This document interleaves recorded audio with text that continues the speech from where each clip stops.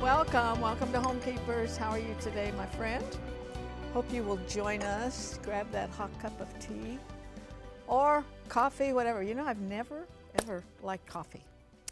But don't ever take my tea away from me. Hey, if this is your first time with us, thank you for joining us, and please stay with us. Maybe we can get acquainted over the next few days.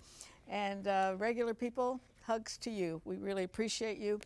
And thankful that you tune in every day, and thankful that the Lord brings us some wonderful guests for you.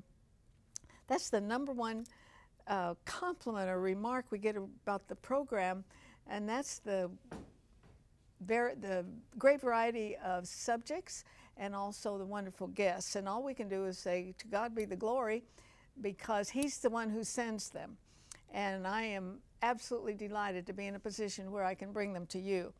And it's very true today. I just met a gentleman by the name of Zachariah Glover. I'm very familiar with his book called A Better Way, and listen up. So many of you will absolutely just relate to what he has to say today, because you can go through life and everything is pretty good, and you might even have all the answers, and then bam, something happens. And I'm sorry, it is a God thing. Some of those things we don't enjoy so much are God things. And that's what happened to my guest today. And to write a book and title it A Better Way is just about as appropriate as it can be. I will let him tell you the story. I'll just tell you just a little bit that this gorgeous child on the front is a grandson that God sent into their lives just for a brief time, and then it changed everything. And I've been through those times where everything changed because of something that happened. But let me promise you that He said He would bring good out of all of it. And He does. He's done it with this and a ministry called Pure Ministries, and my guest will tell you all about that. And I'm going to join Stephanie. Oh my goodness, do we have a recipe today. I ate a mouthful of it before it went in the oven, and there was a great danger that I would eat all of it. I'm not kidding. So it's an Alfredo kind of a lasagna, but when you see the ingredients, you will know exactly what I'm talking about. Before I join her, though, I want to again offer you the book Tithe, A Living Testimony by Andrew McNair. He was on the show, a very delightful young man. And he's written this book that would appeal to anybody. The way it is laid out, it's got colored pictures in it and all. And his desire, and my desire in offering it to you, is that if you do not tithe, that you would begin to. Why? Because it brings blessing, and I want you to be blessed. So if you would like a copy of this book, just write to me at Homekeepers, Box 6922, Clearwater, Florida 33758, or call 1-800-229-0059, and we will be glad to get it out to you for that gift of at least $15. And it's got a lot of good information that I hope you will get it and put that information to good use. And I think I'm standing here with a tither, am I not? Oh, yes, ma'am. You didn't used to tithe, I'll bet. No, I didn't. No. And here's funny. Okay, well, not funny, sad. At one point, you know, we were so far in debt. You know the whole debt story. We're like, okay, we're not going to tithe for a little while, okay? And we're going to just put that money towards the bills. And do you know, after just a couple months, we were farther in debt than we'd ever been. I said, okay, that's not working. We'll never, ever, ever do that again. And we didn't. It's good you had that experience, though, man. 2 months. I know. I've always said I'm afraid not to tithe. Yeah. I've been on my own for so long. I don't have a husband. I don't have a business. I don't have anybody but God. That's all you need. Who does exceedingly and abundantly above all we can ask or think. Now, this is a creamy chicken Alfredo lasagna, but it does not in any way describe how good it is. No, okay. You have 2 cups of shredded chicken. You have a can of artichoke hearts. You have 8 ounces of mozzarella cheese. You have some Parmesan, and you have sun-dried tomatoes. I have 2 packages of cream cheese, and I have a cup of milk, and I'm going to get these mixed up together. Oh, this bowl might not. I don't think this bowl's going to work. We learned. I learned this morning. Here. Here's one. Yeah, I need deep because stuff went flying everywhere this morning. Now, do I mix all this together? Yes, ma'am. Okay. As I said at the top of the show, though, everything in here is kind of cooked anyway. Yeah. You can eat this raw. I'm just interrupting you because I love that my bracelet matches your jacket. Well, then you should give it to me. It was a gift. I think the Lord wants you to give it to me, so you give me blessed. the jacket. Oh, okay. How about that? These are sun-dried. These are oil-packed, sun-dried tomatoes, I guess. And the artichokes. Oh, this all just smells and looks so delicious. Let's see how this works. It will. I think you could tweak this some way or another and end up with the most wonderful chicken salad. Yeah. I probably could have used a bigger bowl. I'm trying to not make a huge mess here.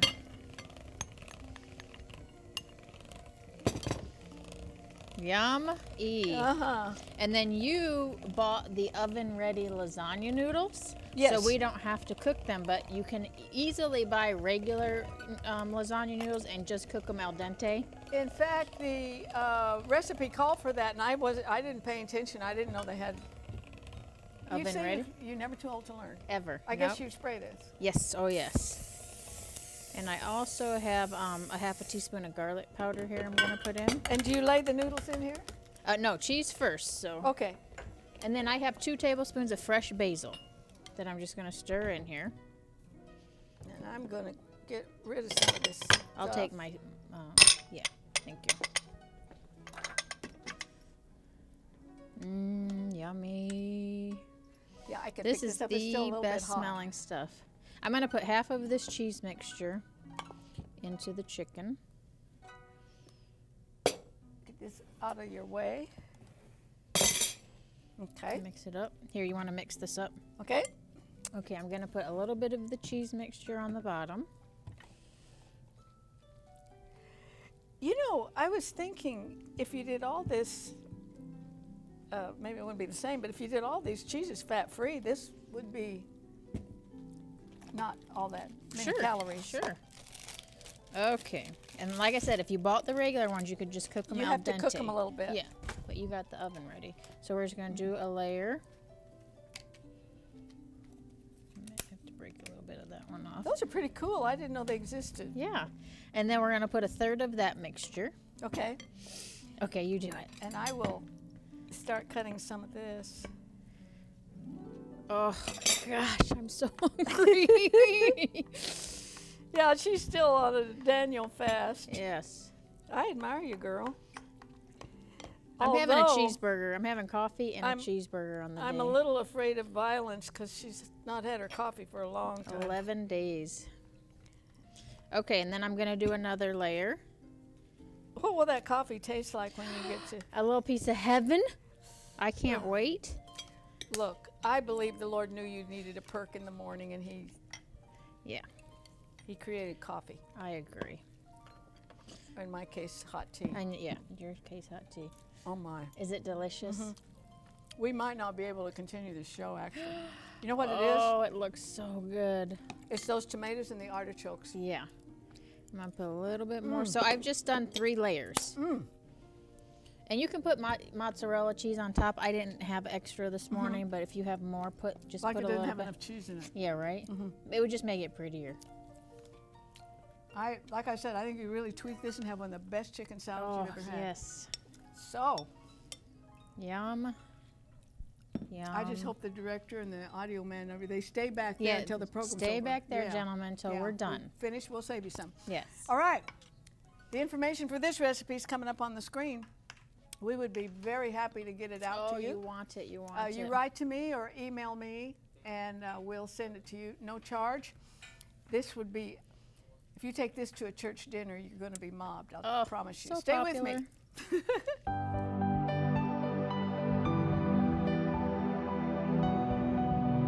If you would like a copy of today's recipe, just write to the address on your screen, or you can email your request to arthelene@rippy.org.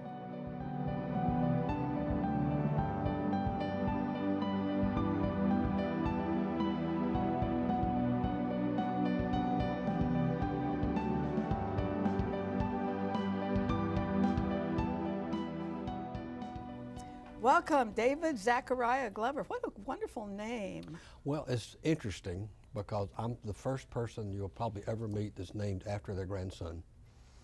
Have to think about that for a minute. Yeah, I am thinking about that. Well, when Zach died, my daughter named her second son after me. She named her first son after her husband and my son-in-law Kyle, which is fine. But after Zach died, I asked her, would it be okay to honor him by changing my name? No kidding. So I did have it legally changed.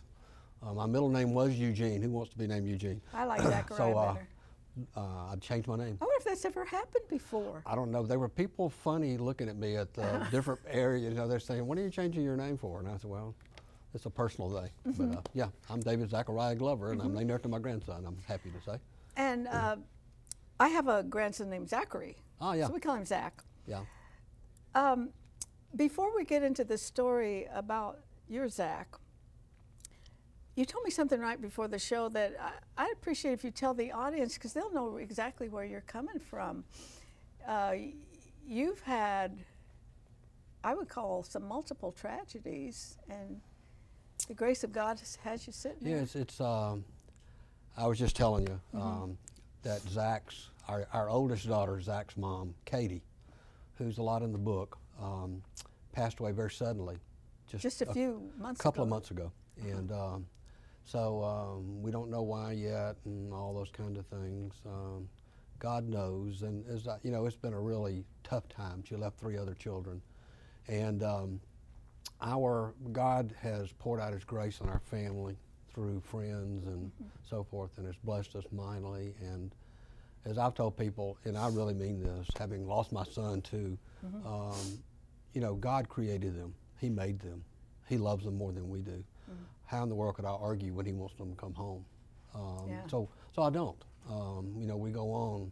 We sorrow, not with no hope, but we do sorrow. Exactly. It just makes heaven that much sweeter. I can't wait to get there. And I did both of my children's funerals. And I was really, you know, they were telling me when Katie died, you don't have to do that. You don't have to do. And I said, oh, but I do.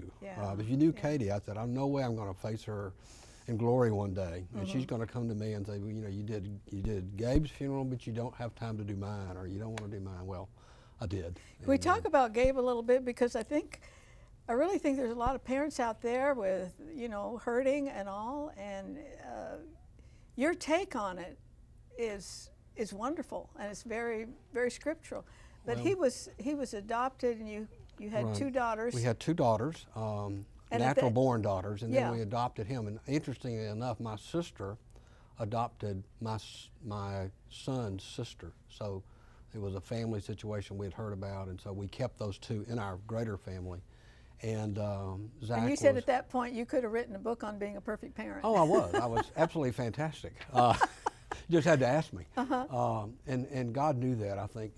I'm sure it troubled Him, because it troubled me when I look back on it. You know, I would look at people and I would just think, you know, if you were doing it like I was doing it, and I had these 2 high-performing girls, and they just did what they were supposed to do. And then Gabe came along, and he didn't do what we wanted to do, and he was standing up on the inside always. And then that led to a really troubled life for him, and he died really at 32, young. And it was, you know, we begin to look at it tragedy, but Gabe was saved.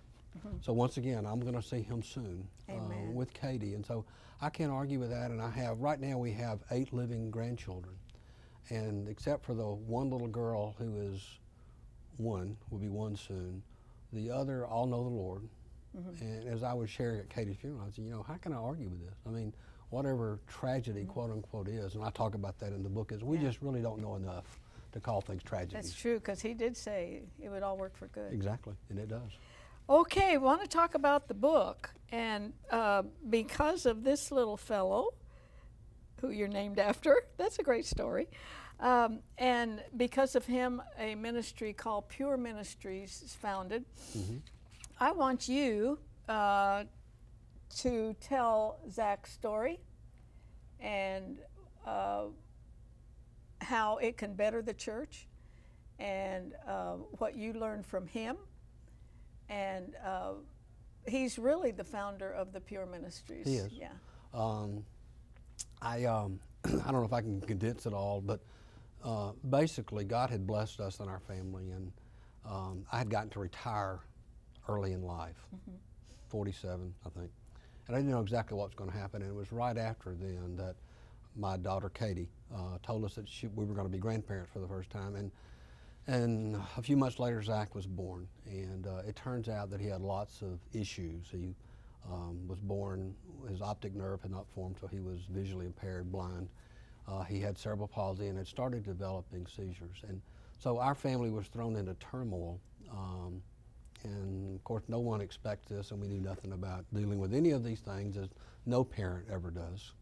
And but what was interesting, and is the genesis for Pure Ministries, was that as we went through this in our local church, I was chairman of the board of deacons. My children had grown up in the church. We were a church of about 1,000, so it wasn't a small church, wasn't a mega church, but it was a great church.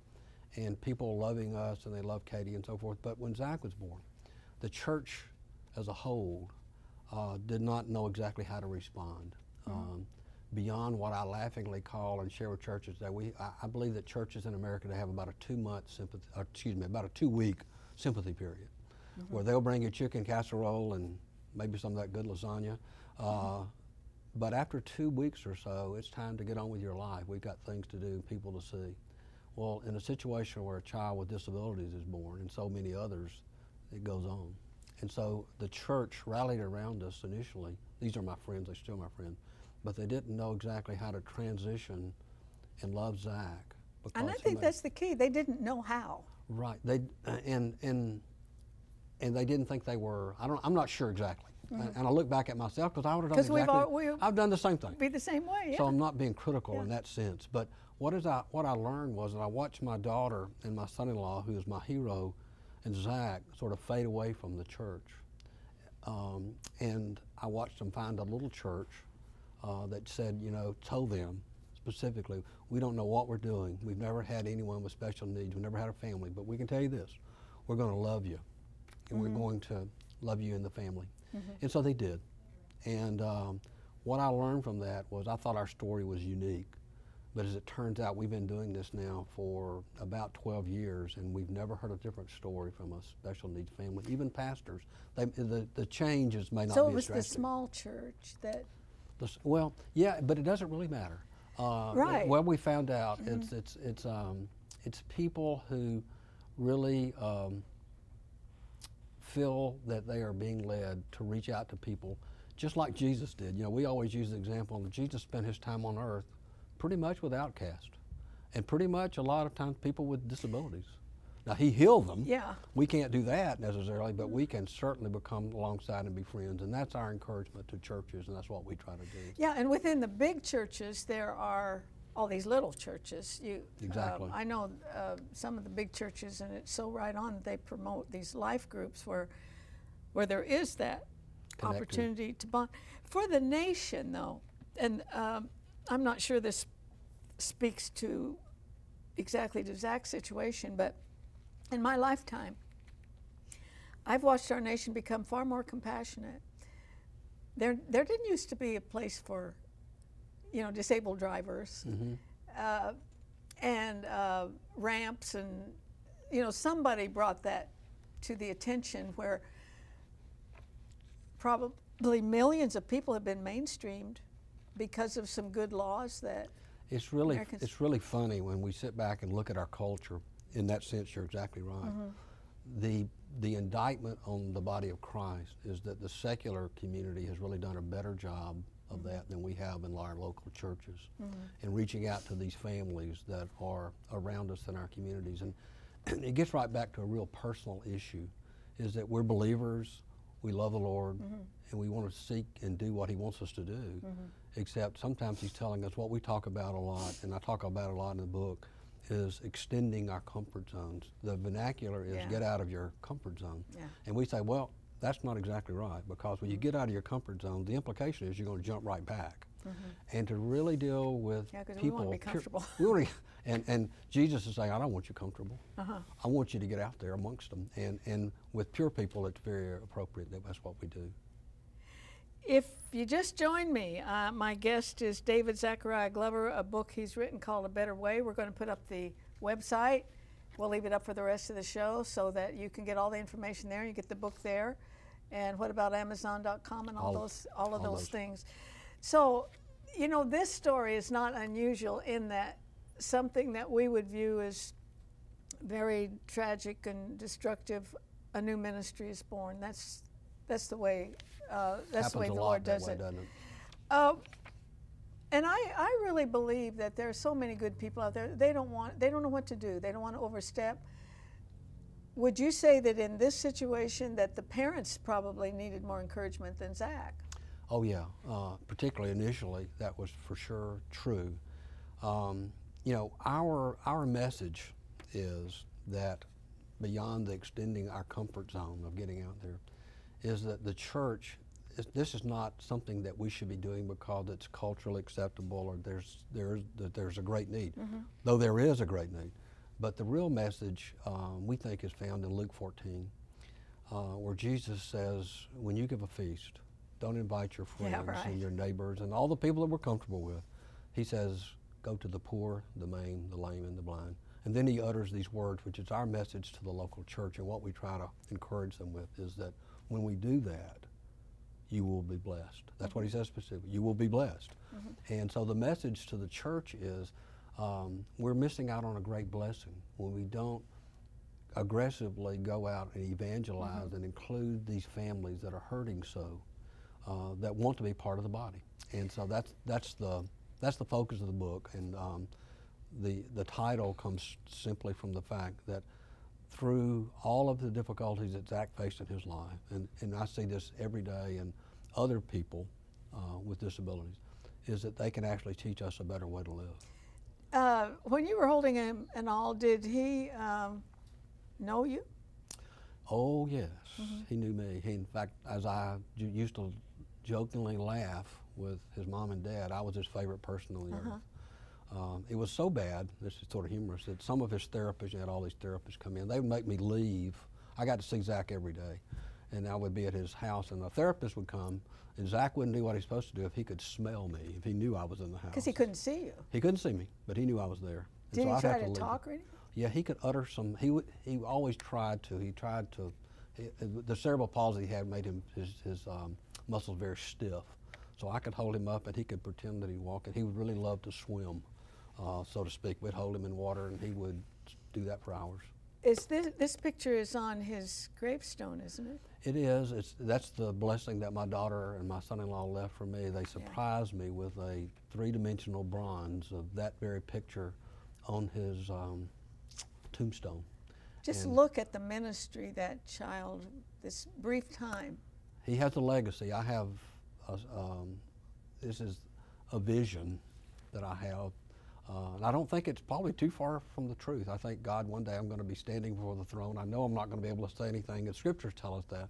But I believe that I'm going to be sort of shuffling around, and God's going to say, you know, David, what did you do? What did you do with your life? I'm now 65. And I think at that point, Zach's going to come running up. Yeah. And he's going to say, now, this little boy's ministry, his impact on the world was great. And he only lived 4.5 years, and he couldn't do all the things that we think are so necessary to minister. But he was called to do that. And so we're just trying to further that legacy that he left us, but the blessing that God has shared with us. Well, you know, you talk about this small church and all they did. That can't happen in a big church unless there's some kind of an organization. I called my son one day who's a pastor. Yeah. And I'd heard of a situation here. I said, are you sure that you've got something in place there with people that fall through the cracks, that somebody will know it? You know, that you can do that. I've seen the great big churches with that kind of organization where they could really have the hands-on. So I see for a big church that they need to get your book and kind of know what to do and have somebody in charge and just let people know that this ministry is available in this church. We are absolutely open to people with difficulties and disabilities.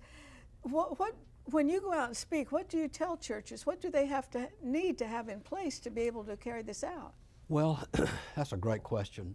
We sort of promote a different kind of model of ministry, and it's one that's when we start to understand the family affected by disabilities coming on Sunday morning initially and all of the busyness and so forth. They come late and leave early it's because of intimidating, their, really. yeah. And so what we really promote is a model that is in-church respite care once a month to begin ministry.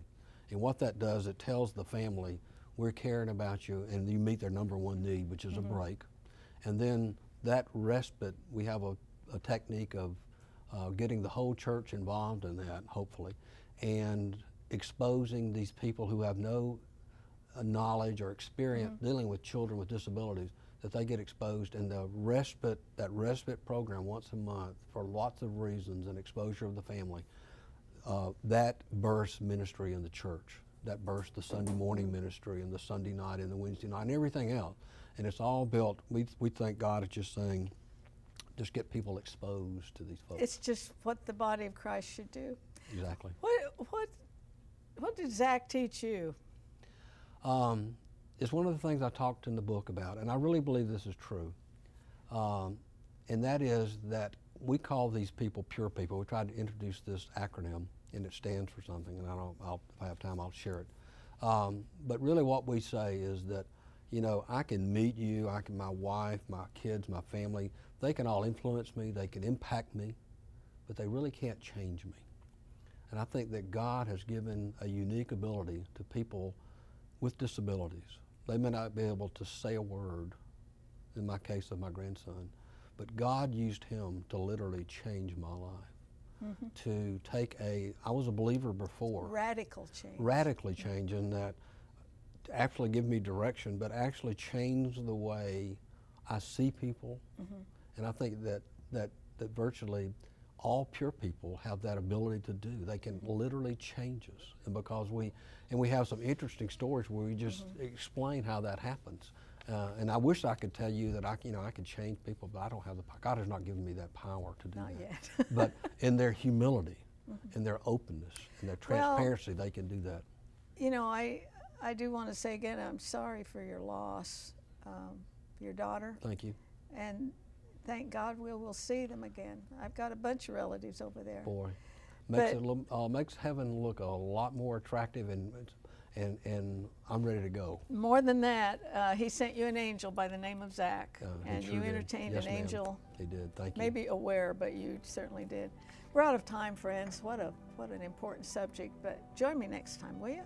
Remembering there's no higher calling than that of a homekeeper. God bless you. If you should miss a Homekeepers program, you can catch up by going to www.ctnonline.com. Click on CTN Programs and then on Homekeepers.